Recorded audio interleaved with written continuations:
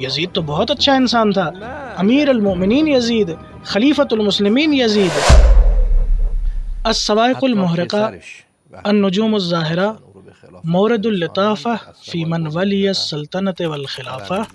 اور اس جیسی دوسری کتابوں میں یہ آیا ہے کہ لوگ جب اس کے بیٹے معاویہ ابن یزید کو خلافت کے مسند پر بٹھانا چاہتے تھے تو اس نے کہا ان هذه الخلافہ حبل اللہ، خلافت حبل اللہ ہے، وان جدی معاویہ نازع الامر اہلہ بمن هو احق به من علی بن ابی طالب۔ یہ خلافت اللہ کی رسی ہے، میرا دادا معاویہ ابن ابی سفیان خلافت کے معاملے میں الجھ پڑا جبکہ اس خلافت کا اصل حقدار علی ابن ابی طالب تھا۔ تم لوگ خود جانتے ہو کہ اس نے کیا کیا کیا،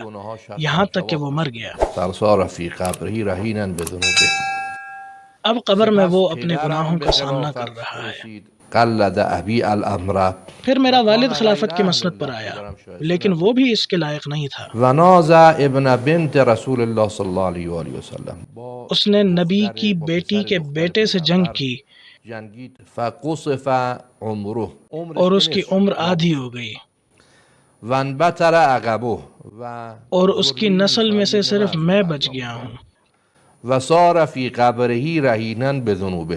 اور اب وہ بھی قبر میں اپنے گناہوں کے بوجھ تلے ہے۔ یہ کہتے ہوئے معاویہ ابن یزید رو پڑا اور کہا ان من اعظم العلوم امور علینا علمنا بسوء مسرعہ و بئیس منقلبہ، ہمارے لیے سب سے مشکل بات یہ ہے کہ ہم جانتے ہیں کہ ہمارا والد کیسے مرا، کتنی بری موت مرا اور کس بری جگہ پر گیا، کیونکہ آپ جانتے ہیں یزید کی موت نہایت ہی ذلت والی اور بری موت تھی۔ وقد قتل اطرۃ رسول اللہ صلی اللہ علیہ وآلہ وسلم، میرے والد نے خاندان پیغمبر کو قتل کیا واباح الحرم وخرب الکعبۃ، اور مدینے پر بھی چڑھائی کر دی،